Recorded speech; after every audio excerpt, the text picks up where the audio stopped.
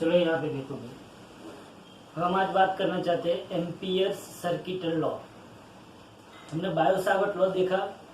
Bio Savart law के ऊपर से हम लोगों ने क्या देखा कि बायो सावर्ट लॉ का यूज करके हम रिंग जो होती है, जो करंट कैरिंग रिंग है, उसकी वजह से उसकी एक्सिस पे हम क्या ढूंढ सकते हैं, मैग्नेटिक फील्ड ढूंढ सकते हैं। और उसका इक्वेशन आपको पता है, B is equal to 0 IR² divided by 2 into R² plus X² 3/2 आया। ये बायो सावर्ट लॉ है। उसके बाद जैसे मतलब बायो सावर्ट लॉ से तो मैग्नेटिक फील्ड ढूंढ ही सकते हैं बाद में, लेकिन वो टफ बहुत है, क्योंकि बायो सावर्ट लॉ के अंदर वो आइडियल करंट एलिमेंट लेना पड़ता है, फिर उसका वहां पे एंगल लेना पड़ता है, आर लेना पड़ता है, बहुत सारी बात होती है उसके अंदर। फिर आया एम्पियर सर्किटल लॉ। करना वही है, आपको आंसर मिलेगा वही, लेकिन ये एम्पियर सर्किटल लॉ जो है वो थोड़ा सा इजी है। कैसे इजी है, ध्यान से समझिए। Ampere circuital law simple law, लेकिन उसकी वजह से क्या क्या हो सकता है वो हम देख सकते हैं। It is an alternate method of Biot Savart law to find magnetic field. Magnetic field ढूंढने के लिए बायो सावर्ट लॉ से इजी उसकी अल्टरनेट मेथड कौन है, एम्पियर सर्किटल लॉ। उसके लिए हमको क्या करना पड़ेगा, ये circuital law, ampere circuital law, उसके लिए हमको क्या करना पड़ेगा, assuming an open surface with boundary and current passing through it। आपकी टेक्स्ट बुक में जो फिगर दी है उससे अच्छा मैं आपको यहाँ पे एक दूसरी फिगर बताता हूँ, ध्यान से समझना, ध्यान से समझना। इसको है कुछ नहीं इसमें, एक बात समझो आप। अच्छा, मुझे ये बताओ कि करंट अगर ये जो बॉर्ड है उस बॉर्ड के उस प्लेन के परपेंडिकुलर अंदर की ओर जाता है, करंट कहां पे जाता है, अगर अंदर की ओर जाता है तो मैग्नेटिक फील्ड कैसे होगी, एंटी होगी कि अंकल होगी, बताओ। चलो, अगर करंट अंदर जाता है तो मैग्नेटिक फील्ड एंटी होगी कि अंकल होगी। अगर करंट अंदर गया, थंब अंदर डालो और फिंगर को कर्ल करो, तो ये मैग्नेटिक फील्ड कैसी होगी, करंट अंदर गया तो हम स्क्रू अंदर की ओर डाल रहे हैं ना। देखो, एक लॉ क्या था, करंट अंदर जा रहा है, वहां पे थंब रखो, फिंगर को कर्ल करो, तो ये मैग्नेटिक फील्ड मिली, अंकल मिली कि आंटी मिली, अंकल, क्लॉकवाइज मिली। ओके, चलो फाइन, ये राइट हैंड थंब रूल हमने देख लिया। फिर करंट अंदर जा रहा है, वापिस हमने यहाँ पे क्या रखा, थंब रखा, और हमारी फिंगर जहाँ पे आती है उसके परपेंडिकुलर यहाँ पे मैग्नेटिक फील्ड होगी, यहाँ पे तो मैग्नेटिक फील्ड ऑब्वियसली ऐसे आएगी, टिचुक ऐसे करके पूरे के, तो ये भी क्लॉकवाइज आई। ये दूसरा रूल। तीसरा, right hand screw rule. Right hand screw rule क्या है, करंट अंदर गया तो हम स्क्रू अंदर की ओर डालेंगे कि बाहर की ओर लाएंगे, सीधी सी बात है, हम स्क्रू अंदर की ओर डालेंगे, मतलब कि हम क्लॉकवाइज घूमेंगे। कैसे घूमेंगे, क्लॉकवाइज, तो मैग्नेटिक फील्ड वापिस क्या होगी, क्लॉकवाइज। इसका मतलब ये हुआ कि अगर मैं यहाँ पे ऐसा बताता हूं कि करंट जो है वो अंदर की ओर जाए, करंट अगर अंदर की ओर जा रहा है तो उसके आसपास जो मैग्नेटिक फील्ड क्रिएट होगी, वो कैसी होगी, क्लॉकवाइज होगी कि नहीं। सपोज कि हम इसमें से कोई एक मैग्नेटिक फील्ड लाइंस लेते हैं कि करंट अंदर गया, करंट अंदर गया, हमने एक उसकी मैग्नेटिक फील्ड लाइन ली। अब इसी को अगर हम एम्पीरियन लूप समझ लें, क्या समझ लें, इसी को अगर हम Amperian loop of radius R, अगर मैं इसको एम्पीरियन लूप ले लूं ऑफ रेडियस आर, अगर मैं अभी ऐसा नहीं समझ रहा हूं कि ये मैग्नेटिक फील्ड है, मैं ऐसा समझ रहा हूं कि ये वायर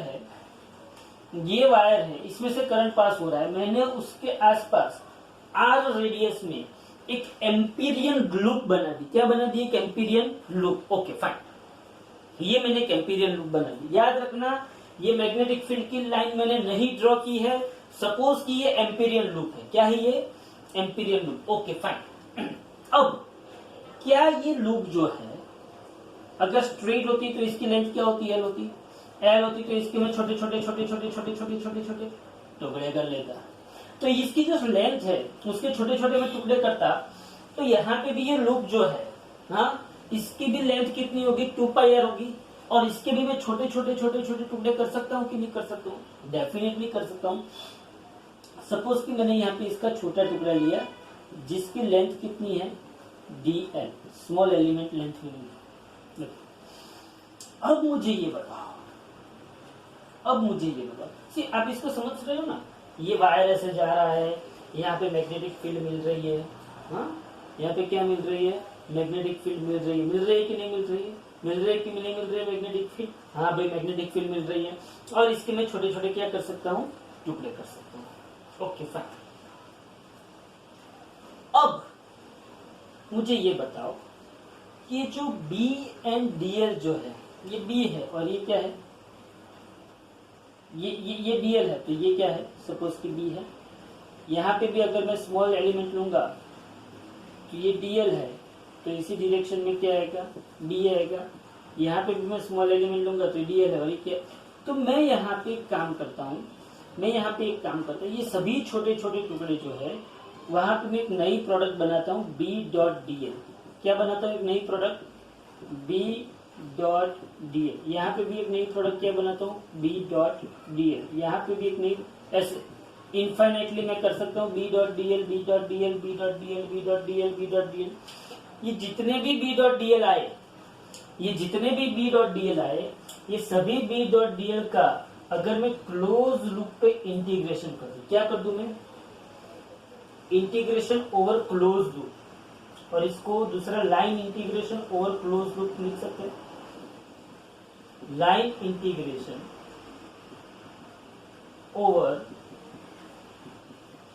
क्लोज लूप अगर मैं ले लूं, किसका, B.dl, सीधी सी बात है, समझो आप, ये B.dl, यहाँ पे B.dl, यहाँ पे B.dl, यहाँ पे B.dl, यहाँ पे B.dl, यहाँ पे इनफाइनाइट B.dl, सभी का मैं समेशन करता जाऊं, लेकिन ये कंटिन्यूअस फिजिकल क्वांटिटी है, ये पूरी लूप है, तो इसका मैं समेशन को रिप्लेस करके क्या कर सकता हूं, इंटीग्रेशन कर सकता हूं। तो मैंने यहाँ पे इसका इंटीग्रेशन किया B.dl। तो एम्पियर सर्किटल लॉ क्या कहता है कि ये जो B.dl है, ये जो B.dl है is nothing but permeability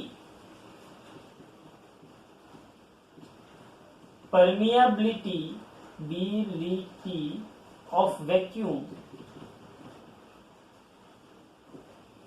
multiplied by permeability of vacuum multiplied by current passing through the loop, या तो current enclosed by the loop, ये उसका इक्वेशन। मतलब मैं ऐसा लिख सकता हूं कि integration, close integration B.dl is equal to, यहां पे आया μ0 I enclosed, this is nothing but Ampere's circuital law। Simple इतना लॉ है। B dot line integration over closed surface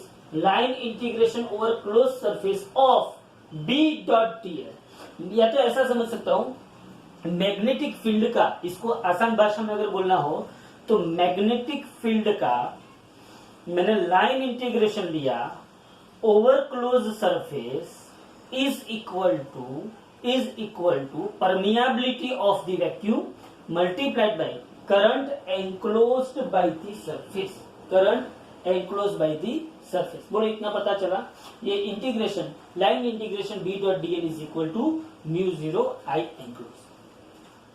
लेकिन यहां पे कुछ एजम्पशन है। For simplified application of Ampere circular it is possible to choose an Ampere loop such that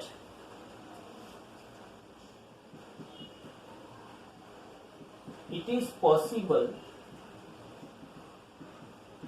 to choose Ampere's loop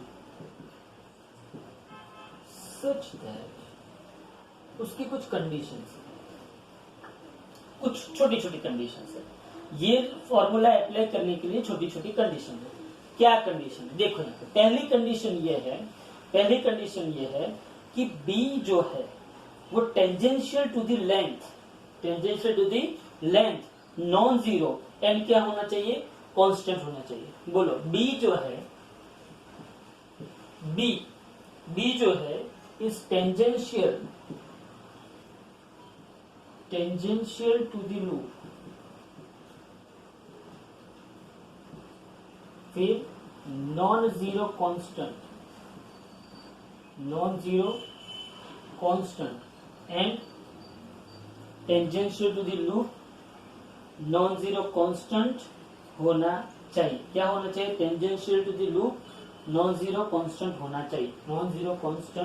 चाहिए। Means tangential to the loop non zero constant होना चाहिए। इसका मतलब क्या हुआ कि अगर मैं यहाँ पे b डॉट dl करता हूं, इसका मतलब ये हुआ कि b dl cos थीटा हुआ। हियर b एंड dl अगर मैं एक दूसरे के पैरेलल ले लेता हूं तो थीटा क्या होगा, 0 होगा, तो cos 0 क्या होगा, 1। तो इसका मतलब क्या हुआ, b dl रहा, d बाहर निकल गया, इंटीग्रेशन dl, और इंटीग्रेशन dl अगर इसका ले लो तो इसका क्या आएगा, इंटीग्रेशन dl क्या आएगा, 2 पाई r। क्या आएगा इसका, 2 पाई। तो ऐसा हो सकता है। तो पहली कंडीशन क्या है, b जो है वो tangential, b is the tangential to the loop. हर एक जगह पे आप देखो b tangential to the loop है कि नहीं है, ओके।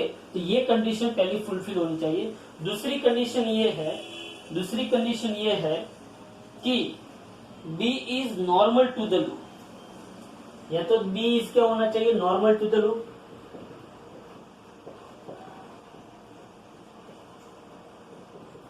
अगर b normal to the loop होगा तो क्या होगा, अगर b normal to the loop होगा तो b परपेंडिकुलर क्या हो जाएगा, dl, b परपेंडिकुलर dl हो जाएगा, तो b dot dl is equal to theta क्या हो जाएगा, 90, थीटा 90 हो जाएगा, तो b dl cos 90। तो बोलो फाइनल आंसर क्या आ जाएगा, 0। फाइनल आंसर क्या आ जाएगा, 0। अगर b डॉट dl 0 है, इसका मतलब करंट भी क्या हो गया, 0। अगर b डॉट dl 0 आता है तो करंट क्या हो जाना चाहिए, 0 हो जाए, मतलब कि लूप में से कोई भी करंट पास होता नहीं है, ओके। तीसरी कंडीशन है अगर b वेनिश होता है, मतलब वापिस वही कंडीशन है। तीसरी कंडीशन है इफ b वेनिशेस,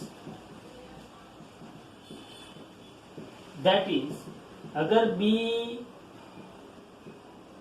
0 है, अगर b 0 है तो Instagram of b dot dl भी क्या हो जाएगा, 0।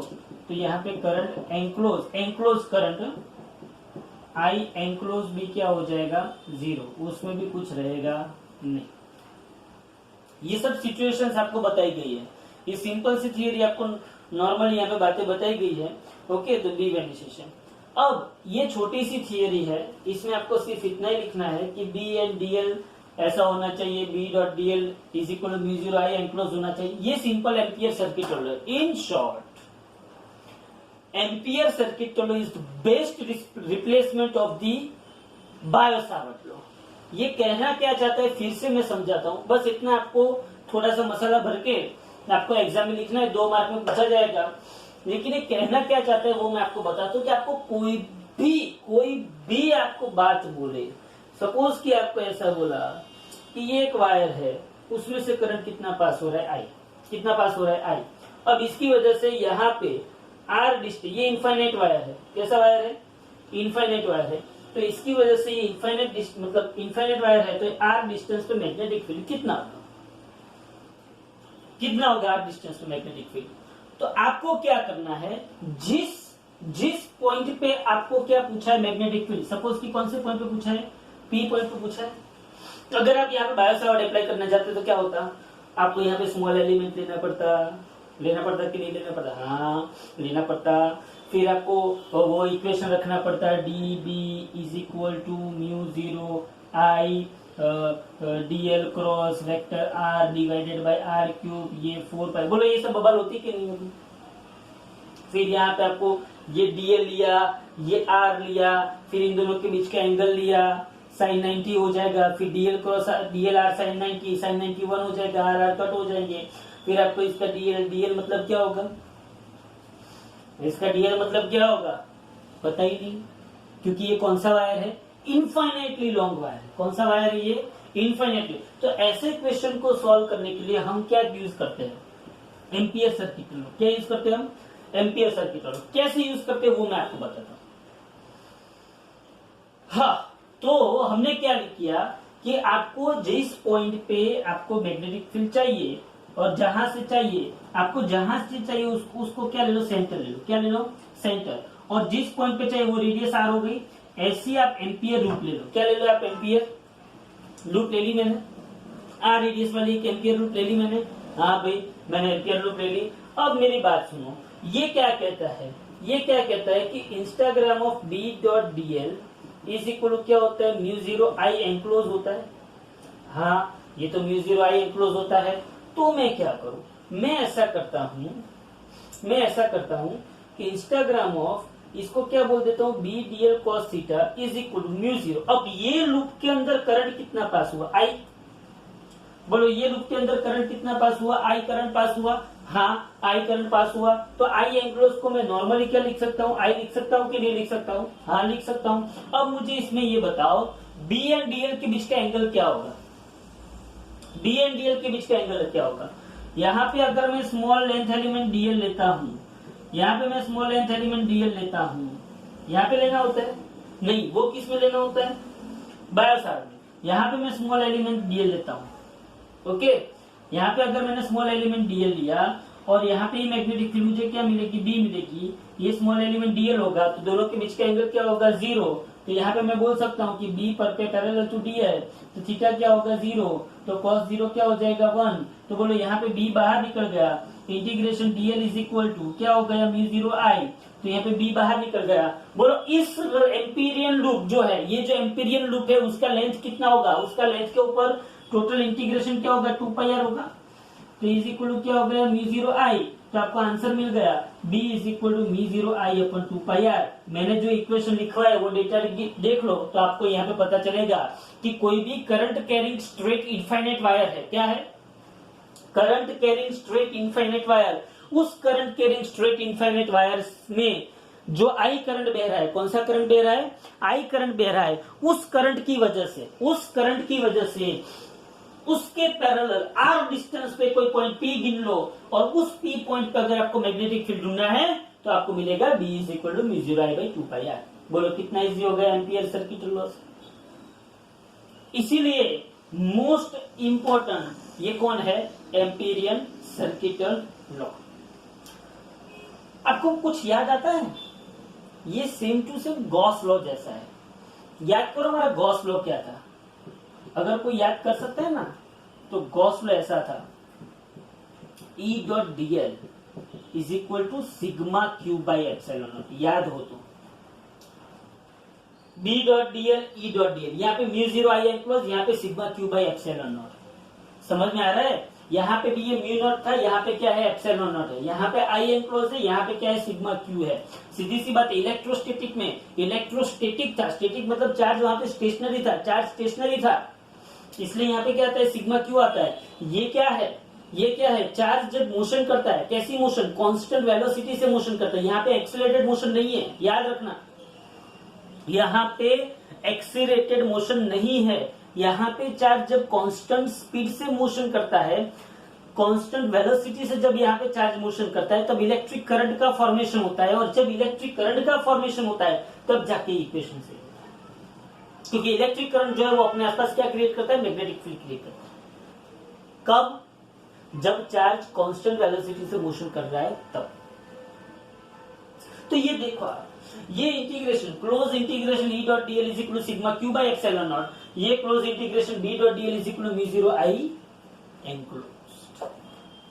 यहाँ पे भी सिग्मा क्यू के बारे में हम लिखते थे, क्लोज सरफेस है, उसके अंदर जितने चार्जेस है उसका ही हम समेशन करते थे। यहाँ पे भी क्लोज सरफेस के अंदर जितना करंट है उसका ही समेशन करता है। सपोज कि यहाँ पे दो करंट पास हुए होते, तो एक अंदर जा रहा है और दूसरा कहाँ पे आ रहा है, बाहर आ रहा है, तो ये क्या हो जाता है I1, ये क्या हो जाता है I2। तो यहाँ पे आई एनक्लोज हम क्या लिखते हैं, I1 माइनस I2। क्यों I1 माइनस I2? क्योंकि एक अंदर जा रहा है और एक बाहर आ रहा है। समझ में आ रहा है? वो हम पे डिपेंड करता है। तो इसके अंदर I1, I2, I3, I4 4 current होते हैं। तो हम यहाँ पे क्या करते हैं, I1 plus I2 plus I3 plus I4। तो कहने की बात ये, आई एनक्लोज का मतलब क्या है, जो क्लोज लूप हमने लिए, कौन सी लूप ली हमने, क्लोज लूप। उस क्लोज लूप में कितना करंट है, कितना करंट पास हो रहा है, अब वो अंदर की साइड जा रहा है, बाहर की साइड जा रहा है, ऊपर जा रहा है, नीचे, वो हमको नहीं, लेकिन उसका समेशन करना है। ओके, तो ये छोटी सी बात हो गई एम्पीरियन सर्किटल लॉ के ऊपर की। दूसरी बात मैं आपको यहाँ पे बताना चाहता हूं, ध्यान से। मैंने अभी स्ट्रेट वायर के लिए इक्वेशन डिराइव किया। क्या इक्वेशन डिराइव किया? स्ट्रेट वायर की वजह से क्या इक्वेशन मैंने डिराइव किया, B is equal to mu 0 I by 2 pi r. ये इक्वेशन मैंने अभी डिराइव किया। ये इक्वेशन हम बाद में भी डिराइव करने वाले, लेकिन स्ट्रेट वायर की वजह से हम लोगों ने क्या डिराइव किया, B is straight wire, magnetic field due to infinitely current carrying straight wire at distance r, perpendicular distance r। यह हमने इक्वेशन डिराइव किया इसके लिए। अब मुझे ये बताओ, मैं काम कर सकता हूं, इस इक्वेशन का यूज करके मैं ये ला सकता हूं। बोलो सॉल्व करना है? देखो कैसे, ये आपके सिलेबस में नहीं, लेकिन हम इसकी फील्ड लेते हैं। ध्यान से देखो, इसका LHS क्या है, B.dl। बोलो हाँ कि ना? सीधी सी बात है, मैं यहाँ पे इंटीग्रेशन B.dl cos थीटा लिख सकता हूँ। अब cos थीटा अगर आप 1 ले लेते हो, क्यों? क्योंकि BL DL पैरेलल है, ये बात हो गई हमारी। तो यहाँ पे देखो आप B.dl, ध्यान से देखना, ध्यान से इसको देखना। B.dl is equal to B.dl cos theta. cos theta मैंने 1 ले लिया, इंटीग्रेशन B.dl। अच्छा भाई, बोलो B कितना है मेरे पास, B कितना है मेरे पास, mu 0 I by 2 pi are into DL। चलो म्यू 0 I 2 पाई आर सबको बाहर निकालो, इंटीग्रेशन DL क्या होगा, बोलो इसका इंटीग्रेशन DL क्या होगा, 2 पाई आर। अरे होगा कि नहीं होगा, इंटीग्रेशन DL क्या होगा, 2 पाई आर। तो सीधी सी बात है, mu 0 I upon 2 pi are into 2 pi r, 2 pi r cut हुए। बोलो म्यू 0 I आ गया कि नहीं आ गया? सीधी सी बात है, हम यहां से यहां आए थे, यहां से हमने ये लाया था, तो इससे यहां पे नहीं आ सकते हैं। क्या बड़ी बात है इसमें? तो कहने की बात यह है कि स्ट्रेट वायर जो है, कौन सा वायर है, स्ट्रेट वायर, उसकी वजह से, करंट कैरिंग वायर की वजह से मैग्नेटिक फील्ड कितना होता है, वो हमको बहुत ही आसानी से कौन ढूंढ के देता है, एम्पियर सर्किटल लॉ। ओके, तो ये एम्पियर सर्किटल लॉ खत्म हो जाए, उसके बाद हमारे पास दो थियरी आती है, एक सोलेनॉइड आता है, एक टॉरॉइड आता है। ओहो, ये थियरी आती है। चलो यहाँ पे देखो, पहले तो हम उसके लिए थोड़ी और बात करेंगे। मुझे जो बात करनी है वो मैं क्या करना चाहता हूँ, आपकी एक्सरसाइज के, अरे एग्जाम्पल के अंदर आपको एक न्यूमेरिकल दिया है, ये एम्पियर सर्किटल लॉ के ऊपर ही है, ध्यान से सुनना। न्यूमेरिकल क्या है कि भाई मेरे पास स्ट्रेट वायर तो है, लेकिन मैंने दो चीज की इसके अंदर, वायर के लिए मैंने दो चीजें की, ध्यान से देखना।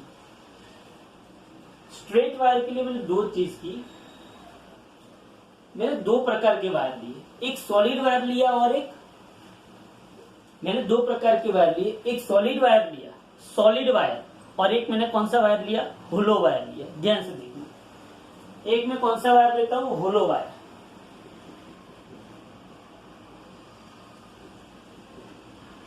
ये होलो वायर है, और ये कौन सा वायर है, सॉलिड वायर। हाँ, याद आ रहा है, ये कुछ याद आ रहा है? याद करो चैप्टर नंबर 1, चैप्टर नंबर 1 के अंदर लास्ट थियरीज थी। क्या थियरी थी, याद करो। चैप्टर नंबर 1 के अंदर लास्ट में कुछ थियरी थी, याद करो कि स्फेरिकल शेल में अंदर का होलो स्ट्रक्चर था, फिर हमने सॉलिड शेल, सॉलिड गोला लिया था, सॉलिड स्फीयर लिया था, उसके अंदर, उसके बाहर हमने इलेक्ट्रिक फील्ड ढूंढा था, याद आ रहा है? याद आ रहा है? स्फेरिकल के अंदर क्या आता था, याद करो, स्फेरिकल के अंदर electric field, inside electric field 0, उसकी सरफेस पे मैक्सिमम, फिर ये करके ऐसे आता था, उसके बाहर ऐसा इलेक्ट्रिक फील्ड आता था, और सॉलिड के अंदर क्या आता था, ऐसा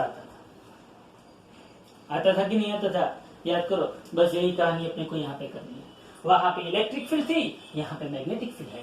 वहां पे गॉस लॉ था, यहाँ पे एम्पियर सर्किट लॉ है। वहां पे गोला था, गोला भी क्या हुआ, अंदर से एक गोला में क्या लिया था, अंदर से होलो लिया था, और एक गोला क्या लिया था, सॉलिड लिया था। यहाँ पे हमने वायर लिया है, एक होलो वायर लिया, और एक कौन सा वायर लिया है, सॉलिड। यहाँ पे ध्यान से होलो वायर की पहले बात करते हैं। तो ये होलो वायर है, इनफाइनाइट वायर है, ये बताना जरूरी है। इसके अंदर से आई जितना करंट पास और इस वायर, अच्छा ये आई जितना करंट पास है, और इस वायर का रेडियस स्मॉल है, कैपिटल है। तो consider a wire, a current carrying wire,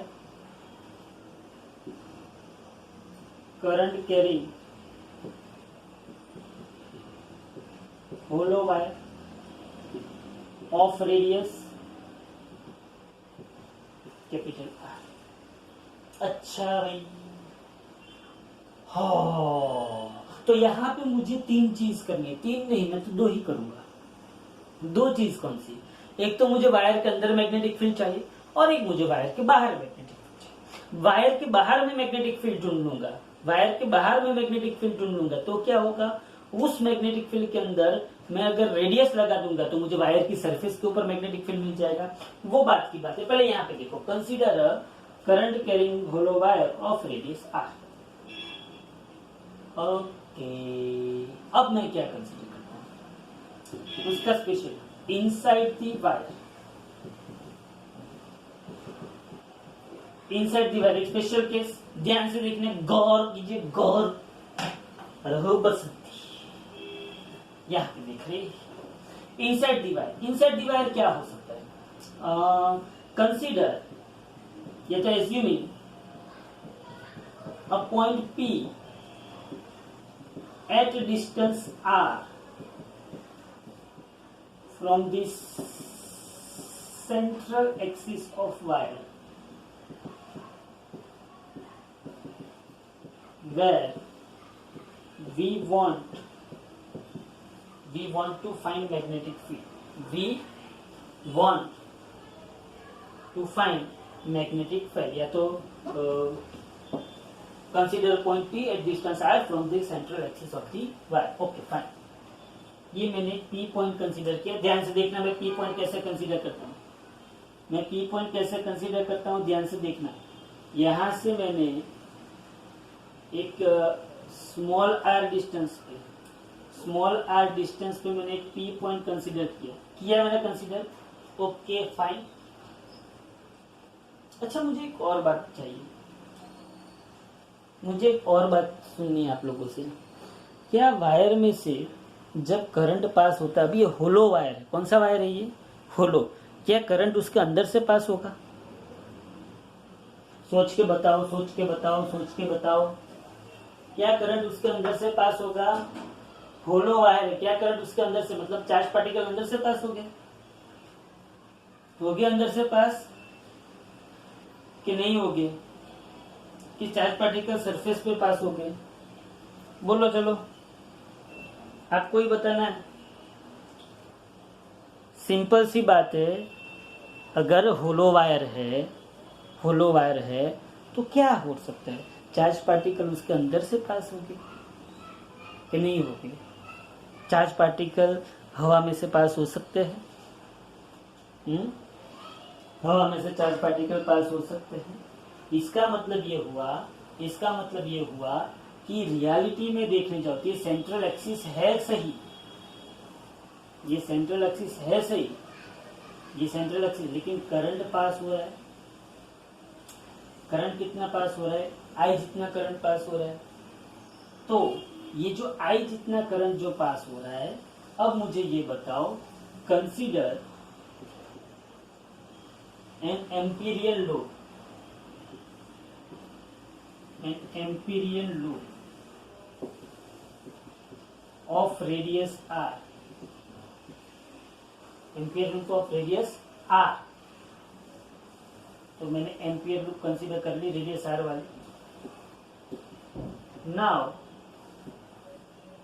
current एंक्लोज्ड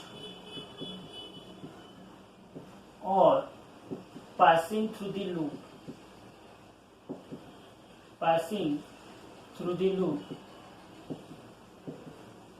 I enclose क्या है? बोलो लूप में से कोई करंट पास हो रहा है? जीरो। अगर आई एंक्लोज जीरो है, अगर आई एंक्लोज जीरो है तो बोलो according to Ampere circuit law, according to Ampere circuit law बोलो क्या होगा? Integration B dot D L is equal to mu zero, ये आई एंक्लोज, बोलो आई एंक्लोज जीरो है तो integration B dot D L is equal क्या हो जाएगा? जीरो।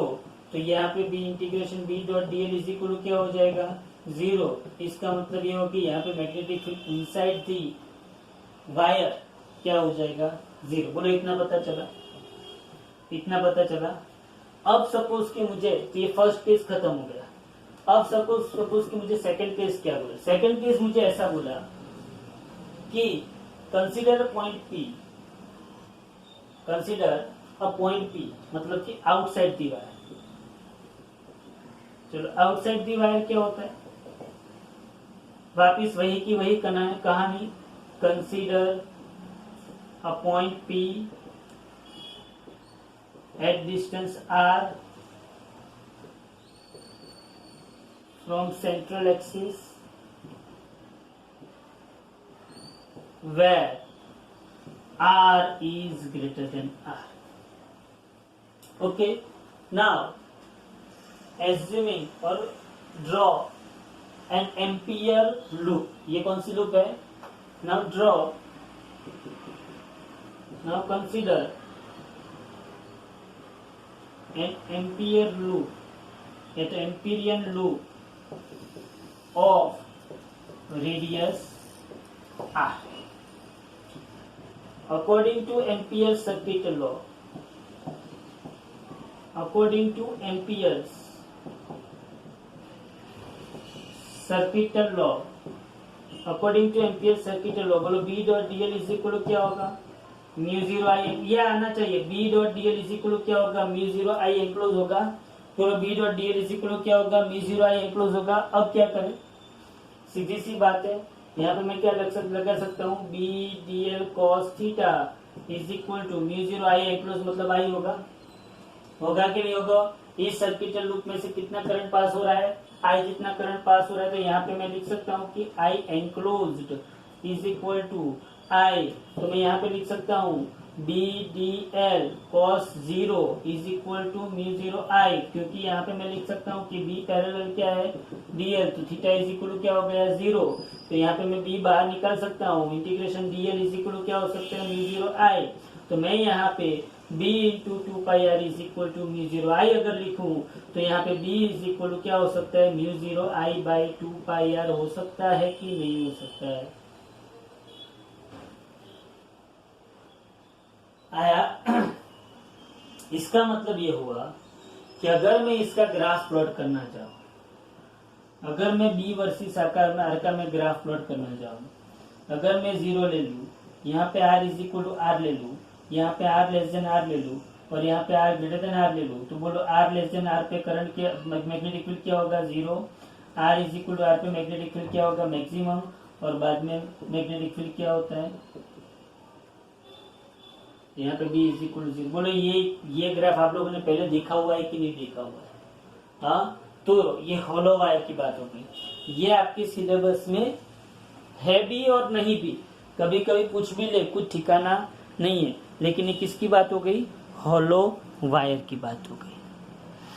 अब उसके बाद हम आते हैं सॉलिड वायर के ऊपर। हाँ, ये जो सॉलिड वायर वाला जो सेक्शन है, ये जो सॉलिड वायर वाला जो सेक्शन है, वो आई थिंक आप लोगों का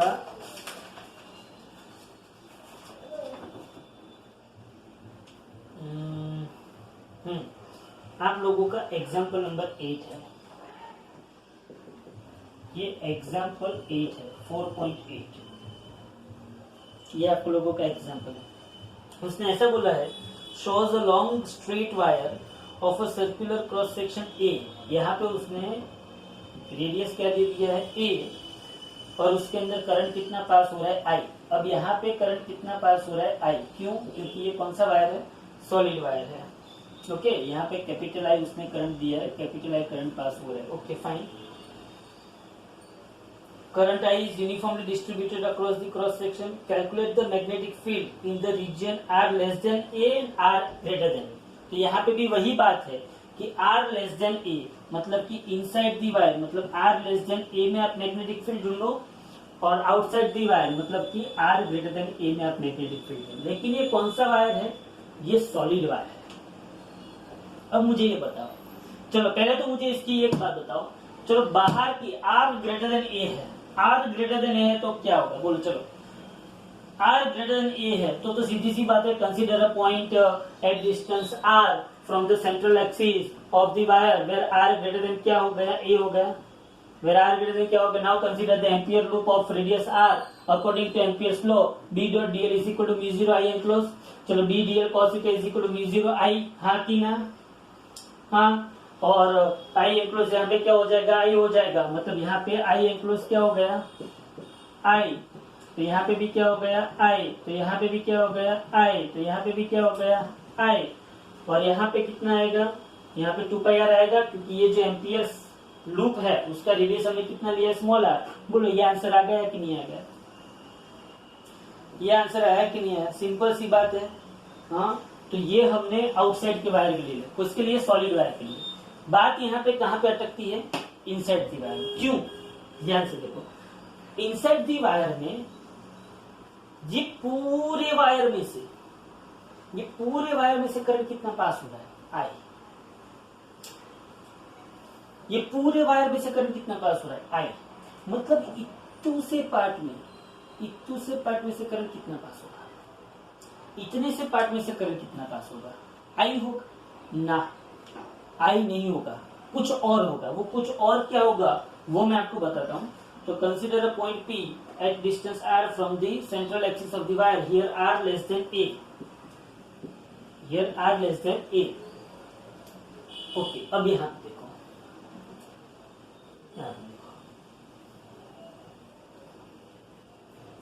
नाउ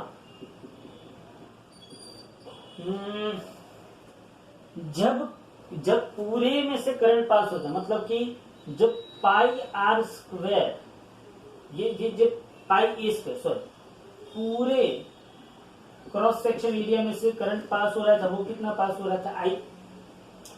जब ये पूरे वायर में से जो करंट पास हो रहा था वो कितना पास हो रहा था, आई। नाउ पाई ए स्क्वायर एरिया में से करंट कितना पास हुआ, आई। फिर से बोल रहा हूं, पाई ए स्क्वायर मतलब पूरे क्रॉस सेक्शन एरिया में से करंट कितना पास हुआ, आई। देन अगर इतने में से इतना करंट पास होता है तो ये जो स्मॉल क्रॉस सेक्शन एरिया है पाई आर स्क्वायर, उसमें से कितना करंट पास होगा, उसमें से कितना करंट पास होगा, आई ई बोलता हूं मैं, आई एंक्लोज बोलता हूं। बोलो पता चला, पूरे क्रॉस सेक्शन एरिया में से, मतलब ये सपोज कि ये क्रॉस सेक्शन, तो यहां से करंट कितना पास होता है, आई करंट पास होता है। कितना करंट पास होता है यहाँ पे, आई। तो इतने से पार्ट में से कितना करंट पास हुआ, आई। तो इतने से पार्ट में से कितना करंट पास होगा, तो आई ई। तो बोलो मैं यहाँ पे क्रॉस प्रोडक्ट ले सकता हूँ, तो pi A square into I E is equal to I into pi R square लिख सकता हूँ मैं। पाई पाई क्या हो गया, कट। तो I E is equal to I into are square divided by A square. ये चीज यहाँ पे हमने उसमें भी किया था, स्फीयर जब लिया था ना, तब उसका जो अंदर का पार्ट था उसमें भी हमने ऐसा ही लिखा था। याद करना, कभी देख लेना कि इतने क्रॉस सेक्शन एरिया में पाई ए स्क्वायर में से आई करंट पास होता है, तो इतने क्रॉस सेक्शन एरिया में से कितना करंट पास होगा, इतना, according to Ampere circuit law. according to Ampere's circuit law, Instagram of closed integration of B dot dl is equal to क्या होता है, म्यू 0 I एंक्लोज होगा। तो यहाँ पे वापिस वही कहानी करेंगे, B dl cos theta is equal to mu 0 I enclose मतलब I E, but B and dl क्या है, पैरेलल है, तो थीटा क्या होगा, 0 होगा, तो cos 0 क्या होगा, 1 हो जाएगा। तो यहाँ पे b बाहर निकल जाएगा और integration real is equal to mu 0 I E। अब यहाँ पे देखो b ये कितना होगा, 2 पाई r होगा, और ये कितना होगा, म्यू 0 I E कितना है, I E कितना है, I into are square divided by A square, I into are square divided by A square, तो एक आर कट हुआ। तो यहाँ पे देखो b is equal to mu 0 I upon 2 pi A square into r आया, ये सब कांस्टेंट है, तो यहाँ पे क्या है, b प्रोपोर्शनल टू आर, और यहाँ पे क्या आया था, b प्रोपोर्शनल टू 1 अपन, बोलो पता चला। तो inside the wire, inside the solid wire, बोलो मैग्नेटिक फील्ड क्या है, आर के लीनियर प्रोपोर्शन में है। Inside the solid wire magnetic field क्या है, आर के लीनियर प्रोपोर्शन में है, जबकि outside the wire magnetic field उसके इनवर्सली प्रोपोर्शन में है। तो सीधी सी बात है, इसके लिए आपका ग्राफ क्या हो जाएगा, यहाँ से यहाँ क्या हो जाएगा, स्ट्रेट लाइन हो जाएगा इनसाइड दी वायर, और आउटसाइड दी वायर क्या होगा, b प्रोपोर्शनल टू 1/r। तो ये हो गया आपका एग्जाम्पल नंबर 8, एम्पियर लूप और उसका एप्लीकेशंस। बोलो पता चला। तो अगले लेक्चर के अंदर हम लोग आगे सोलेनॉइड, टोरॉइड और उसके एप्लीकेशंस करेंगे। बस बाकी 2-3 थियरी है, तो ये चैप्टर खत्म हो जाएगा। ओके, तो ये आपको मुझे लिख के भेजना है अच्छी तरीके से। पहले क्या लिखोगे आप, एम्पियर सर्किट लॉ लिखोगे। दूसरा आप क्या लिखोगे, वायर, कौन सा वायर, होलो वायर, उसके 2 cases, inside the wire and outside the wire. और तीसरा आप क्या लिखोगे, सॉलिड वायर, उसके 2 cases, inside the wire and outside the wire, magnetic field. Okay, thank you very much.